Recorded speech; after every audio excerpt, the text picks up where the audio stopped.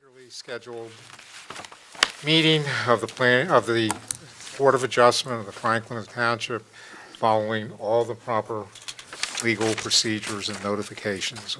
Would you call the roll? Mr. Betterbid. Ms. Grauman asked to be excused. Mr. Johnson. Present. Mr. McCracken. Mr. Rich. Present. Mr. Shepherd. Mr. Caldwell. Here. Mr. Rosenthal. Here. Mr. Reese. Here. Mr. O'Connell. Here. Chairman Thomas. Here, we have only one item of business before the hearings. The vouchers for Patrick Bradshaw, April retainer. Is there a motion? I'll move. A second? Second. All in favor of paying? Aye. Opposed? Okay, motion carried. The hearing, one hearing tonight, E&J Equities, ZBA 12-00027, applicant seeking conditional use approval, C variance approval, and preliminary site plan to Route 287 Somerset, Block 502.02, Lot 32, within the M2 zone. Maybe just a little brief introduction, Mr. Chairman. As you know, this application was originally scheduled to go before the planning board, came for an interpretation regarding the street frontage on the paper street. The zoning board determined that, to be safe, it was more appropriate to call it the D3. It's very technical variance. The other two, the through lot and the street above, are also very technical variances, so that's why they're here this evening. Okay. Couldn't have said it any better, Mr. Chairman. Francis P. Linus, I'm pleased to represent E&J Equities LLC tonight on this application. It is indeed an application for conditional use approval, one conditional use variance, one D3 variance, and two bulk variances. We're also here for preliminary and final site plan approval. The reason it's not a minor, it would normally qualify as a minor site plan approval because the entire disturbance is less than 5,000 square feet, but the introduction of the variances elevated to the status of a preliminary and final site plan approval. The brief history of this matter, we did start out before the planning board. We came to the Board of Adjustment, and Mr. Dominack accurately pointed out that the reason we're here is because of one D3 variance. And that will all be explained, the variances will all be explained by Mr. Chadwick, who's our planner. I have with me this evening our team of witnesses. The Reynolds Group did indeed prepare the site plan that's before the board this evening. So I have Jeffrey Reynolds. Jeff will testify as to lighting compliance. We're going to go down the conditional use requirements of your ordinance and show you and demonstrate how we have already complied and how we will comply by way of testimony. So Jeff is here. We have Adonis Crispo. He's a PE from the Reynolds firm. Case the board, we didn't see any engineering issues because all the engineering issues we're going to tell you are resolved. So he's here in case anybody has any questions. And then I also have representatives of the applicant, two principals in E&J Equities. That's John Slass and his brother Craig Slass, in case anyone has any questions. So without further ado, I'd like to call my first witness, John Chadwick. And John's going to be real quick this night. I know he is. He promised me. Right, John? All right, while we're getting John Chadwick ready, Mr. Chairman, I'd like to hand out to the board what I'm marking as A1. A1 is a packet of materials that we previously submitted to the board back on August 6, 2012, and it'll help you go along and perhaps speed up the proceedings. Okay, you want to hand that? And for the record, A1 is a letter that I submitted to Christine Woodbury, the Secretary to the Planning and Zoning Board, on August 6, 2012, enclosing the plan that's before the board this evening, as well as other documentation that we'll be testifying to. Thank you.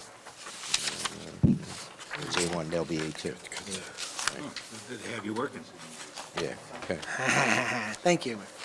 And I also, John, I think we need some more. I also would like to mark as A2, it'll be part of Mr. Chadwick's testimony, the proposed static billboard location. I want to hand that out to the board.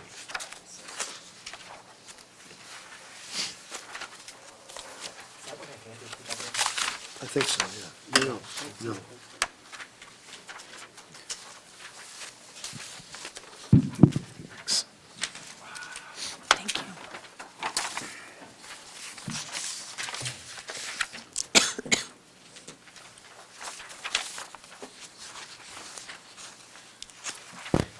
Thank you. Thank you. This is A2, right? Okay, thanks. Please state your name, spell your last. John Chadwick, Chadwick. And do you swear or affirm to tell the truth, the whole truth, and nothing but the truth? I do. Thank you. All right, Mr. Chadwick, would you give the board and members of the public who are here the benefit of your educational and professional qualifications, background, and experience? Sure. He's still licensed, right? Still, didn't lose it on the way in, did you, Mr. Chadwick? I did not. You're still a PP. Is this still on? Yes. He's been testifying for this board for longer than I've been alive. That's probably true. And those Close, comments but it's not- have established his credentials will save time and move I'm a forward. licensed professional planner, and I've appeared before this board previously.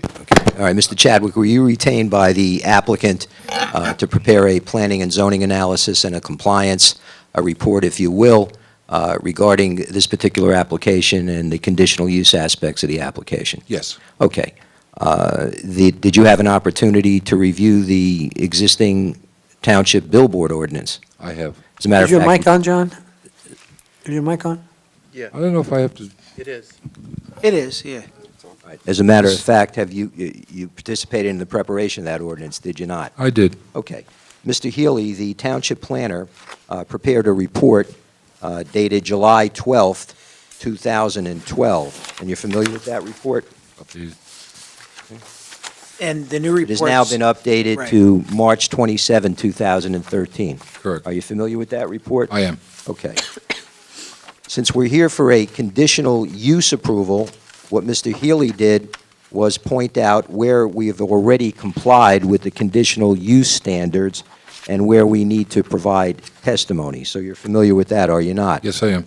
Okay, we're going to start on his planning comments, which is basically on page 3, planning comments, and more particularly, item number 2.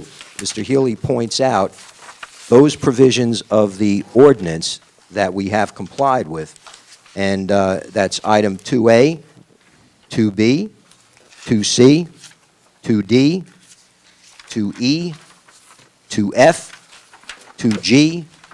Right, to- you're killing me. Just go to the ones that he thinks you need to demonstrate, because, Okay. yeah, All right. we don't need to...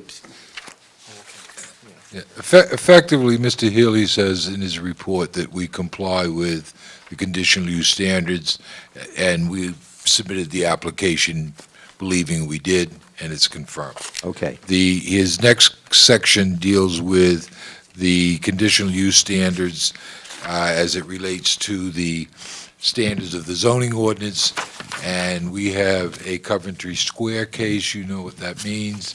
Effectively, it's a conditional use that we don't meet one of the standards, and the standard is not of the conditions to a billboard, but a standard of the industrial zone, which the industrial in the billboard standards, it says you must comply with all the requirements of the industrial zone and then all of the following. We comply with all of the following. What we don't comply with is frontage.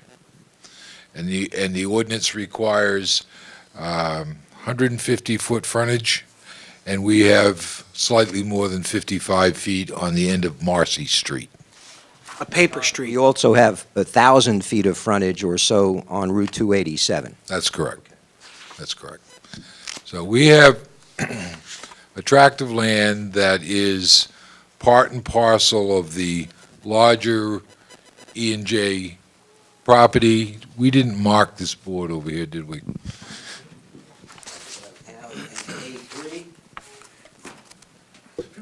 Is that just it's a colorized version of sheet SP1? Is that what it is? That's correct. All right. And SP1 shows which is also identified as A3, shows the rotoclip facilities coming off at Davison. The bridge that was built across the stream is part of the approval for the warehouse expansion. I think that application was before the planning board, and it was an approval for an expansion of a warehouse on the other side of the stream. If any of you have been out to the site, when you drive through the rotoclip property and all the way to the end, there's this bridge. And that bridge provides the access to the westerly side of the property. The darker green area is one of the lots that E&J Equities owns. It's along Route I-287. Marcy Street, which is a paper street, is, as I indicated in the upper left-hand corner, the frontage along 287 is plus 1,000 feet. The Marcy Street frontage, in terms of the paper street, as I said, is roughly approximately 55 feet. It's an existing condition. Is not being created as part of the construction of the billboard. It has long existed from the standpoint of Thank you. an issue in terms of locating and servicing the billboard. It has no relationship. It's simply a standard of your ordinance that this particular tract of land, albeit designated within your ordinance as suited for a billboard facility, the conditions don't comply with that single standard. In terms of the tests, in terms of the negative impact, and that's what you have to weigh, does the absence of 150-foot frontage, albeit we have plus 1,000 feet of frontage on 287, and the additional mean there's a substantial impact on the zoning plan of the municipality? I don't think any objective evaluation would come to that conclusion. And that's the test on the D3 variance. The other two variances are not. Well, before we go to the other two variances, one other question. Do you have an opinion as to whether the granting of this particular variance would have any substantial detrimental impact on the public good? No, and for the reasons I've stated. The other two variances are variances. One really is the municipal land use law in sections 35 and 36 talk about having access to a public street. And it authorizes the Board of Adjustment to grant a waiver to that provision. Go back to A3 to show, and the site plan shows it in detail, the principal access to the billboard site will be through the rotoclip property. Again, for those who've been there, you see basically a road leading off of Davison with all of the buildings and parking off to your right as you go in. And you just keep following it, and you go right over the bridge, which is a roadway in terms of its physical construction. From that point, there's an existing work road that's used by the water company and by the Township Water Company to service a water line that's in an easement that parallels 287. We intend to use that same work road to access the billboard. There is a comment in the engineer's report, I'll get to that later, quickly. Well, I want to do it now.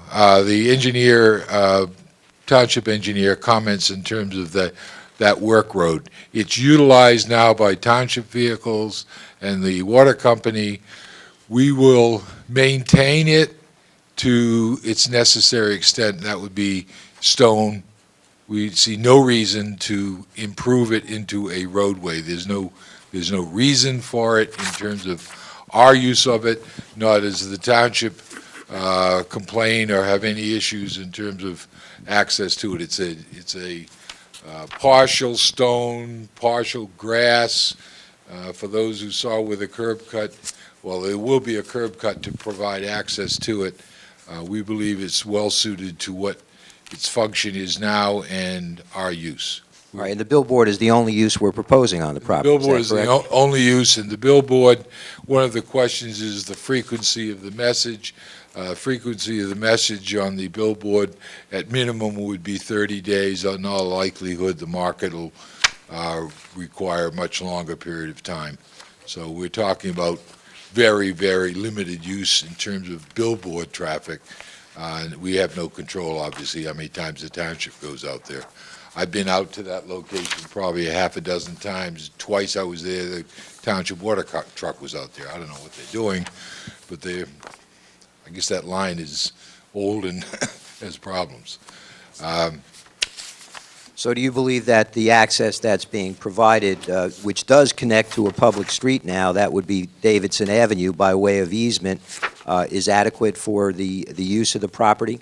I think all the conditions existing and as described by myself show that there is public access. And the other issue with the public access really goes to the habitation of the property.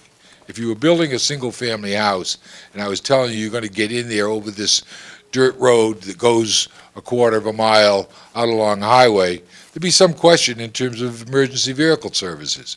We're not dealing with emergency vehicle services to a billboard. So that aspect of why you need access to a public street doesn't relate to the particular facility we're dealing with. And the other variance... The other variance is the through-lot variance? You want to The explain other that to the variance board? is the through lot. Through lot, as you define, is where you have frontage on two different streets. We have frontage on two different streets. We have frontage on Marcy, and we have frontage on 287, and they don't connect. So what we have is a through lot under the definition of Franklin Township. The history of a through lot, and this is where Vince's comment comes into play, in the 60s, the township had a lot of what we'll call the old paper subdivisions, Somerset area, Griggstown, Franklin Park. They were laid out in the Map Filing Act, and people were putting lots together, and these are all 25 by 100 lots, and you've seen them over and over in small lot applications. They were putting them together and then chopping them in half. So effectively, the zoning was mostly R20 in those areas, and they were breaking them down to 10,000 square foot lots. And the town tried to, in some instances, stop it with the prohibiting creating these through lots and then later on re-subdividing them. It doesn't apply to this, but in terms of its intent, but in terms of its definition, we are a through lot. There is absolutely no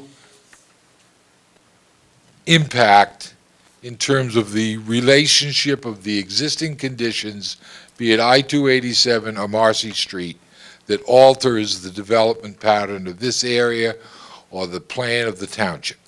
There just is no connection between the regulation and what this application is.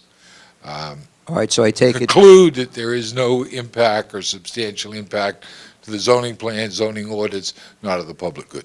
All right, so I take it you're in agreement with Mr. Healy's planning comments that, in his opinion, each of the variances are technical in nature and of no impact, since such frontage and access is not practically necessary for development of a billboard, and access is provided via the adjoining Rotor Clip facility. It's well stated, and I agree.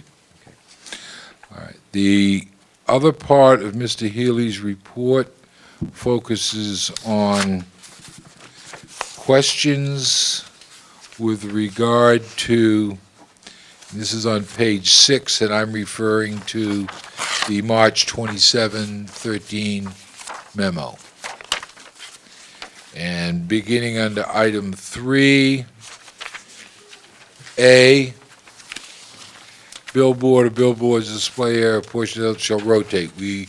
We stipulated on sheet SP2, there is a series of notes that addresses conditions for static billboards that we have agreed to and placed on the plan.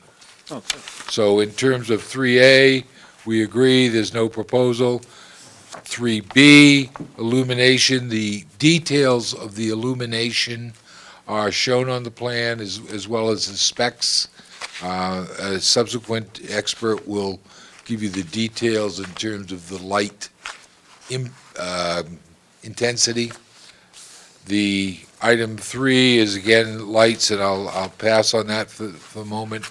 That would be item 3C, John. 3C, item 3D. It shows specifically on sheet SP-2 how the lights are configured and that they are directed directly to the face of the billboard. There is no proposal for intermittent lights on the billboard. That's also stated on sheet SP-2.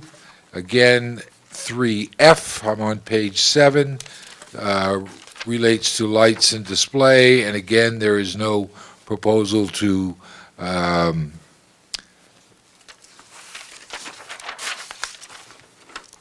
a minute, one second, I was rushing forward. You're on F? F, You're not. oh, gonna see any they will lights. be, yeah. Right. We comply. Item 3G, we'll also comply. There's no fluorescent paint on the display board. 3H, we aren't going to display pornographic or sexually indecent or obscene pictures, unless the board requires it. Bob Shepherd's not here tonight, so don't worry about that. How about I, John? I3I, the same thing. This, in terms of where the billboard sits, and we are not going to put stop or danger, and we will comply. 3J, to cause a visual obstruction, we do not cause a visual obstruction to 287. We are out of the right-of-way, and we're on the outside of the curve. And item 3K, compliance with roadside sign control and outdoor advertising act, and we Right, will and- comply. Exactly. You have in your packet that I gave to you, the DOT permit that the applicant has, and we've previously submitted it to the board. And we currently have the outdoor advertising permit that's referred to in that section. That's item 4A on the bottom of page 8. Item 4B, the color will be slate gray or black, and it's noted on the plan. The item 4C on the top of page 9, there is no requirement for lights on this billboard in accordance with FAA. We have a letter from the manager, and we'll provide it to the files. It sets forth. All right, once again, in A1, if you look in your packet, we've previously submitted to the board the confirmation that the FAA does not have any jurisdiction over this billboard. The item 4D, performance bonds and insurances to removal of the billboard. I will leave that to Mr. Linus. Right. Okay, go on, and I'll take care of that. 4E, approvals required from DEP, there are none. There is a jurisdictional question that we'll discuss under Mr. Houck's report as to a DEP, but we believe there are none. The item 4F, tree removal in the I-287 right-of-way. We do not propose tree removal in the I-287 right-of-way. And item 4G, we agree to. Good. That is Mr. Healy's report. Good evening, Mark. And Jeff Houck's report. Yeah. You're going to address the performance bond issue, Frank? Yes. Yeah, we don't believe a performance bond is necessary or appropriate. It's not really a performance bond. As I understand it, the question or the potential concern is assurances that addresses the removal of the billboard and other related improvements to the land to be removed at no cost to the township when the billboard is no longer operative. My suggestion would be, because it sounds like it's a restoration bond. I never heard of a removal bond. You have wireless communication towers, and there's never any condition requiring that if the wireless tower is abandoned or what have you, that requires a replacement bond or a performance bond. The suggestion I have, apparently the board or the ordinance or the board has a concern, what happens in the event the billboard for some period of time is in non-use? And the suggestion I have would be something, a condition, that if the billboard is in non-use for a period of 6 months, that the applicant is required to place on the billboard wording to the effect, "Welcome to Franklin Township," or something like that. If the concern is that it's not going to be attractive, if the concern is that it's going to be an eyesore, I think the continued active use of the billboard could be beneficial both to the owner, the applicant, who has the benefit of an approval of a billboard, as well as the township. If that's the concern, I think that suggestion would adequately address it. I just have a legal issue and a problem with a grant of an approval automatically terminating at some point the dismantling of the billboard or payment for dismantling of the billboard. And just to clarify, well, first, the removal guarantee in terms of telecommunications is actually pretty standard Okay. in those types of ordinances. Is it in your In ordinance? fact, it is in our ordinance. Okay. And what does it say? For cell towers. And what does it say? Basically, it's the same language. Okay. So, but I it's not. I guess a deed restriction might be appropriate. Well, it's not, well, what I wanted to just put on the record is that it is not in our ordinance for billboards. So basically, the recommendation, or the consideration was, we required for telecommunication towers. This is kind of a similar structure.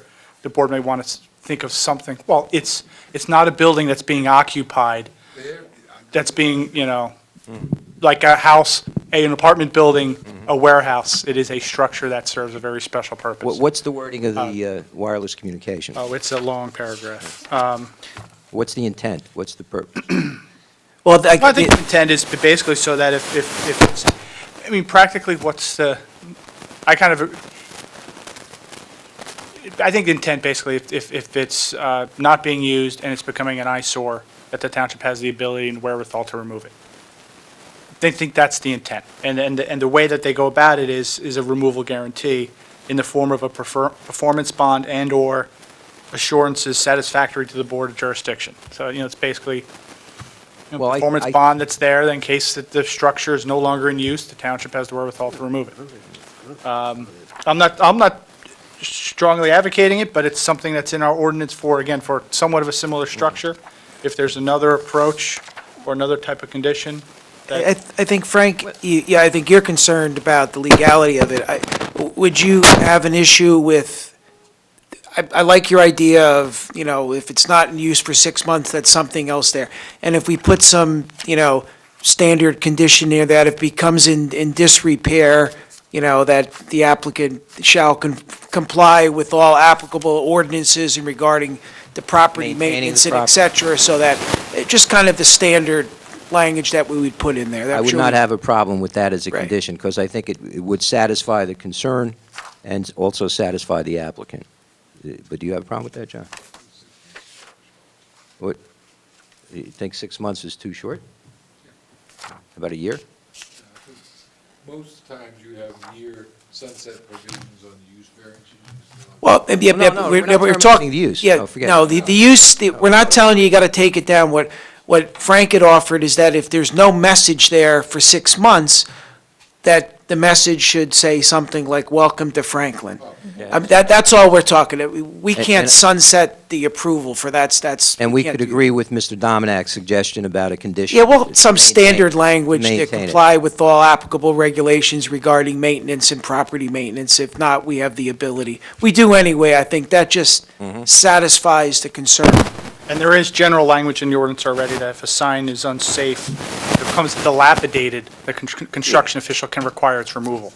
So you have the enforcement mechanism in place. That's the extreme. It's not just if it becomes unsightly, it's then if it Right. becomes a few years later, it's sitting there, it's falling apart and is unsafe, the construction code official can order its removal. Yeah, I have no problem with that. Take more than a couple of years. I have other brief testimony. You have a report from Thomas Zelinick dated June 18, 2012. Well, I think that's Carl's memo. Oh, I'm sorry, yes. Charles memo dated June 18, 2012. We have reviewed that memoranda and agreed to comply with all the comments, but for discussion of item 10, provide method of treatment for the access driveway. Details shall be required. You've heard my testimony. I believe the existing conditions plus an agreement to maintain suitable work. John, could you just use the mic so that it picks up better on the tape? I'm sorry. You've heard my prior comments as an existing work road used by the township and others, and we believe that it is suitable for our purposes. We agreed to provide reasonable maintenance, meaning if there needs to be a couple wheelbarrows of stone once in a while, we will do that, for obvious reasons. The other item is, there's a comment, the applicant is proposing utilities from the existing building, lot 33.03, to the billboard site through a wetland buffer area and flood hazard area. The flood hazard permit, NJ DEP general permit issued by DEP shall be provided. There is a sleeve in the existing bridge. There is no impact on wetlands, and it is shown on the detail plans. So our suggestion is we'll either provide the permit if required or a non-jurisdictional determination from the DEP. Makes sense. And the last one, item 15 was already stated, New Jersey DOT approval will be required due to proximity existing Highway 287. We have the permit on, and it's on file. All the other items is in that report we will comply with. There is also a report from the fire prevention, and it makes no comments. That report is dated July 9, 2012. Well, let's go through those reports. The July 9th report from John House, the Director of Fire Prevention, he has no objections to the application. There's a June 19th, 2012 report from Patty Elliott of the Board of Health, and the Health Department has no objection to the application. We have a report dated July 5th, 2012 from Staff Sergeant Christopher Rakicki of the Traffic Safety Bureau, and he's reviewed the application and he has no comments. And we also have a report from Howard Chi of DPW, and DPW has no comments. And we have a report or a memo from, looks like the Franklin Township, it is from the Franklin Township Sewerage Authority. They have no comment on the proposed application. We have obtained the approval of the Somerset County Planning Board. We're in the process of submitting to the DNR Canal Commission, which of course could and should be a condition of approval. And we have an exemption letter from the Somerset Union Soil Conservation District, again, because the disturbance is less than 5,000 square feet.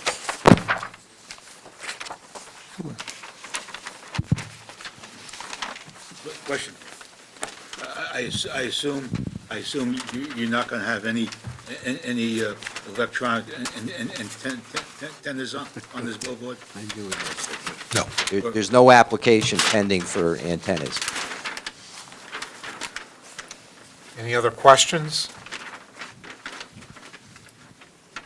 Other witnesses? Thank you.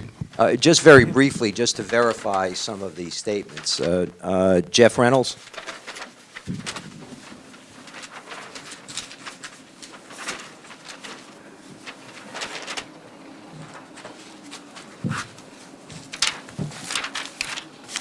Please state your name, spell your last name. My name's Jeffrey D. Reynolds, R-E-Y-N-O-L-D-S. And do you swear or affirm to tell the truth, the whole truth, and nothing but the truth? Yes, I do. Thank you. All right, Jeff, by whom are you employed? The Reynolds Group Incorporated. Okay, and in what capacity are you so employed? I am a licensed landscape architect. Okay. And how long have you been employed with the Reynolds Group? I have been there for 21 years now. Okay. In your capacity as a certified landscape architect, have you had occasion over the years to work with lighting consultants in conjunction with preparation of lighting plans for applications for development? Yes, I have. I mainly do landscape and lighting plans for our company. Okay. And approximately how many times have you done that over the past number of years? Oh, I think geez, we can move on. at least 50 times. Okay, very good. All right, Mr. Reynolds, Jeff, did you prepare or participate in preparing SP-2, which is basically the lighting plan that's been submitted here? Yes, I did. Okay. And we're talking about the latest plans, which we're asking the board to review and hopefully approve, and that's revised through August 1st, 2012. Is that not correct? That's correct. Okay. And with respect to those plans, you've got notes there indicating lighting ordinance notes? Yes. All right, did you participate in producing those lighting ordinance notes? Yes, we put the notes right on the plan. Okay, and is it your testimony that the lighting notes comply with the lighting ordinance requirements of the billboard ordinance? Yes, it does. Okay, and that's your testimony? Yes. Okay. And just to verify the, we'll get somebody else. Okay, that's it. That's all I have for Mr. Reynolds. Any board questions? Okay. And the reason why, in my review, I basically said compliance not demonstrated. Basically what the notes basically say that you have it, you have the note, and then you just say shall comply. So I couldn't necessarily say, yeah, you've demonstrated compliance. No. So- I think, Mark, you reviewed a previous plan which did not have these notes. No, I did. okay. But I'm saying, in my report, I can't necessarily, oh, yeah, you comply, because you have a note saying, we'll comply. So Gotcha. that's why, that's why in my report, I was basically saying, you need to come to the board and prove it. I can't say, oh, yeah, well, they comply because they say they do. Understand. And I think in a few of the requirements, I think we need a little bit more testimony. The one requirement that says illuminating lights shall be arranged so as to direct illumination only toward the billboard display area and reduce overglow and glare. So other than just saying we'll comply, can you explain how those lights will be designed so they only shine on the billboard surface and won't cause glare to the surrounding area? Yes, these are state-of-the-art lights that were developed probably about 8 years ago. They will be mounted on the catwalk underneath the billboard, approximately 4 to 5 feet away from the billboard, and they shine directly at the billboard. They're designed specifically to light billboards. They're not lights that are retrofitted from any other place. These are specifically designed for that purpose. Will it be high up or, They will be high up. They will be approximately 34 feet high. okay. So they're basically at the base of the billboard, shining up towards the billboard surface? That's correct. Okay. Underneath the lights, you will never see the light bulbs, and it will be just as dark as it is underneath the billboard as it is 200 feet away from the billboard. Is there any way to I don't know if there's such a thing, but, usually when we review lighting plans for parking lots, for example, we have photometric plans that show the light spread and show, demonstrate that it's going to be contained to the parking lot, won't spill over to adjoining properties. Is there any way to do something similar? Yes. With this? I do have an exhibit that I'd like to bring out.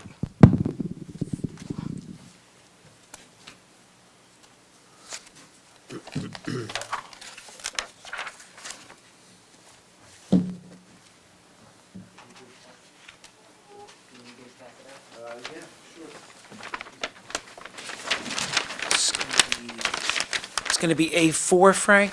A4, you want to identify what A4 is, please?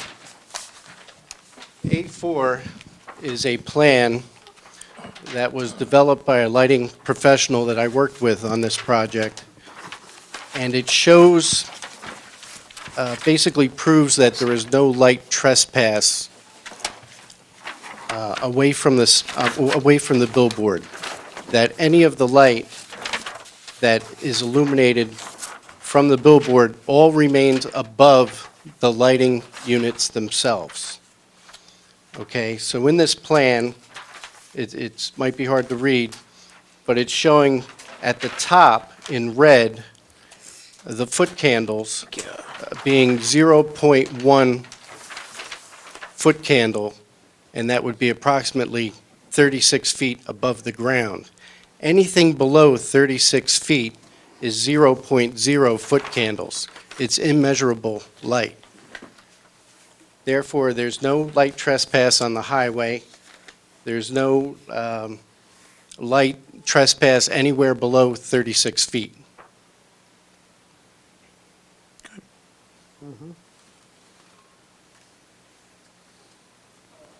So what is this diagram down here? What does this show? Is this? That is showing a vertical wall of light projected from the edge of the highway, right at the edge of the pavement on Route 287. If you were to put a vertical wall of light, it's measuring that light vertically up to the height of 36 feet where it measures only 0.1. And as you get further away from the billboard, that number will get even smaller. So basically, there's no light spillage. There's no light spillage. Right, that's, That is darker than the moon. yeah.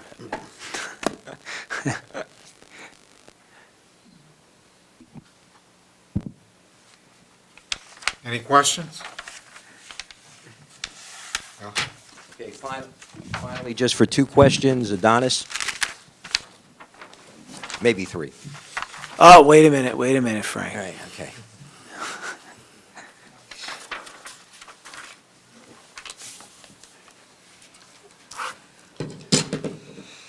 Want to read? Please state your name and spell your last name. Adonis Crispo, Crispo. Do you swear or affirm to tell the truth, the whole truth, and nothing but the truth? I do. Thank you. All right, Mr. Crispo, would you give the board and the public the benefit of your professional qualifications and experience? Yes, I am a professional engineer. I've been with the Reynolds Group for the past 9 years.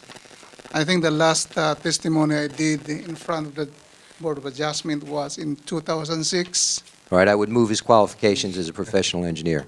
All right, Adonis, did you participate in reviewing or preparing the plans that are before the board this evening? Yes. Okay, and specifically the plans that are revised through August 1st, 2012, is that correct? That's correct. Okay, and as part of the preparation of these revised plans, is it your testimony that they accommodate in large part Carl Houck's comments that were previously discussed? That's correct. And are you committing that, obviously, if the board approves the plans, that you'll comply with any remaining comments that have not been complied with in Carl's report? Is that correct? Yes. Mhm. Okay, I have two further, I have more questions. Jeez, Frank. I know. You've heard an indication that we've submitted documentation that we don't need any type of FAA approval. Can you verify that?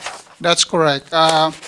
We checked through the website. There's a requirement based on the height, and there's a form in there you have to fill in, and in that you will know if you're required to submit a permit to the FAA, and then we submit that copy of that output on our last submission to That's the town. correct. Okay, and we don't We don't. require It's not any required. permit from the FAA. Okay, now, there's a question that Carl Houck always asks, and it appears in his report. He gets concerned about easements, defects and liens and whatever. The only easement that would be on this property would be the easement, the access easement, Access easement right? Okay, to the property. to the correct? property. You're not aware of any other easements that would have, I'm not aware. you're not aware of it? Okay. All right, I have no further questions. Anything from the board? Okay. That's it. Mr. Chairman, just a couple, just two follow-up questions for Mr. Reynolds, actually. Okay. Thank you.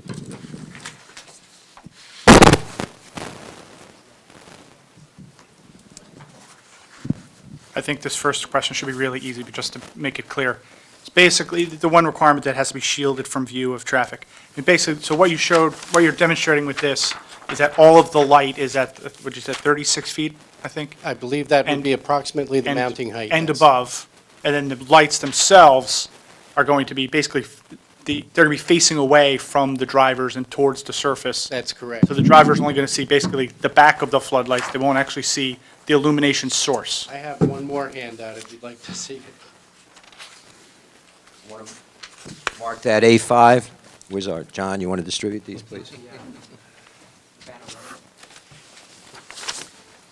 Jeff, what is A5 while Mr. Slass is distributing? It almost seems like these questions were staged, but I swear they It's were a not. cut sheet of the proposed light. This is the state-of-the-art AdView light Thank you. that is designed specifically for billboards, and it is a full cutoff light. It will not let light come down from the top. Everything will be shining directly at the billboard, and it has pretty sharp cutoffs on the edges also, so it will not go around the billboard. Okay, I see it kind of wraps around the top, I guess that'd be the side that facing outwards. So it's kind of cut off, so it That's doesn't- correct. Okay. Second question, there's kind of two related comments or conditions, conditional use standards that basically say you have to prove that it's going to be just shining on the billboard. So I think you've demonstrated, we understand it's going to be above 36, shining towards the billboard. Can you explain how it won't be, if the billboard's 14 by 48, how's it designed to basically only light that 14 by 48 area, not a 300-foot wide area by 50? These lights, it will only take two of these lights to light the billboard, and if you go down the highway, you'll see that a lot of the billboards are lit by 3 or 5 lights. These lights are actually put closer to the center of the billboard, and they are very controlled. They're designed to be controlled so that they really don't go past the billboard. So just having 2 of them as opposed to 3 or 5, which you normally see, cuts down even more than other billboards would have, if there were any like trespass. If the board was inclined to approve this, would you be able to demonstrate that somehow in the plans? Again, I kind of use the I could- photometric plans as an example. I mean, we can do it with parking lots. Is there a way to basically show kind of the billboard and show the lighting pattern on here and just I kind of can- show that it's going to be basically contained within that 14 by 48 area? So the record is demonstrating compliance. I can show the face of the billboard with lighting patterns on it, and you will see that the pattern of the light gets it diminishes a lot when it goes to the edges, and I can provide for the board. And I think that would be, Something like I would think that would be the design that your client would want too. You want to light the surface of the billboard evenly, and then basically you don't want to be lighting the sky because that's just wasted. I actually had one, but it was only for a 320-watt bulb, and so I didn't bring it here because we're using 400-watt metal halide bulbs. You just But add I it could to, run that. just add it to So the that's something plan. you can do? Yeah. Sure. Okay, all right, thank you. Any other questions? Any other witnesses? Sure. We'll go through the motions of opening to the public. Is there anyone remaining that would like to make a statement or ask a question? Okay.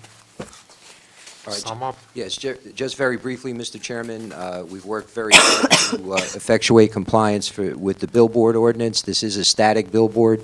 We believe we've demonstrated compliance with all of the conditions of the billboard ordinance, but for the one technical D3 variance, which Mr. Chadwick testified to. And just to refresh the board's recollection, we do have frontage, 1,000 feet of frontage on Route 287, and we're short of frontage on a paper street called Marcy Street under the conditional use standards set forth by the Coventry Court, which is a Supreme Court case in New Jersey that governs conditional use variances. The issue before the board on that particular variance is absent that frontage on Marcy Street, is it still qualify as a site available and usable for a billboard? So we believe that the testimony clearly establishes, the planning testimony, that it's a technical variance, if anything, and Mr. Healy appears to agree to that. The other 2 variances are bulk variances that are township-wide. Doesn't affect the M2 zone or the conditions in the M2 zone. Every property in Franklin Township is subject to the through lot ordinance, and every property in Franklin Township is subject to the building lot abutting the street. Once again, we have a billboard, so the building lot abutting the street, we're going to have access from Davidson Avenue via easement to the property to the billboard. The billboard is a static billboard. Perhaps the message gets changed once every 30 days. I don't think there's a lot of maintenance involved in the situation, so you might have the individual coming in to replace the sheeting on the billboard, and that's it. So I don't think there's any substantial detrimental impact to the zone planner scheme or for that matter, the public good. And then you have the through lot. And through lot, it is a through lot. It's a through lot with the billboard, and it's a through lot without the billboard. Again, the use is limited to the billboard, so I think, based on Mr. Chadwick's testimony, the board can safely grant all three variances, the 1D3 variance and the other two bulk variances. We believe we've demonstrated compliance. We're willing to accept the reasonable conditions that have been expressed on the record, and we respectfully request approval of the conditional use variance, the bulk variances, and the preliminary and final site plan. Okay, any comments from the board, or discussion, or a motion? Pretty straightforward application. I move that we accept this application. I second it. The only condition was we wanted a half a year of non-use with something up there that says welcome. Right, they agreed to that 6 months and the standard language for property maintenance. That don't need to be a condition. No, he indicated that they would, all the conditions that we talked about, that the board and our attorney will prepare that for. Okay, any other discussion? Go ahead. Mr. Johnson? 4. Mr. Rich? 4. Mr. Caldwell? 4. Mr. Rosenthal? Yes. Mr. Reese? 4. Mr. O'Connell? 4. Chairman Thomas? 4. Thank you very much. Before we adjourn, I have one question for, I guess, Vince and Mark. As it comes up a lot of times in these applications, it came up, it's in this one, where the applicant is either giving a specified amount of money for tree replacement, or giving that money to the, they're actually replacing, they're giving money to the Shade Tree Commission. Correct. Or replacing those trees at another approved site. And I was wondering, that maybe we should be looking at compiling a list of possible sites to have applicants do the actual replacing of trees at specific township sites. Well, we don't require them, they either replace them on site, someplace else on site, or they give us I think it's $50 a tree, and then the Shade Tree Commission makes the determination. If this board has recommendations that they want to give to the Shade Tree Commission to places where they should be planted, we can work with them and, All right, well, I thought it had said in the paperwork that it could have been off-site replacement. Yeah, that's the language in the ordinance. I think and actually, the Shade Tree Commission, right, as we speak, maybe not right now at 8:30 at night, but is reviewing the tree ordinance, looking to see, whether to make some changes or not. Perhaps as part of that, I think, they're the ones that should be guiding us about that issue. If they have a list of areas in mind, I think they're the ones to determine, where they should go, or if they just want the money for just general use to put trees. My only thought was, if we could direct an applicant to put the 37 trees on the high school property in cooperation with the high school, or out here in around the town municipal building, we just got to be careful because that's on someone else's property. Well, that's why I was wondering if this is at all possible to think about doing, we could get a list of places that you could direct it to and have these people actually do the work.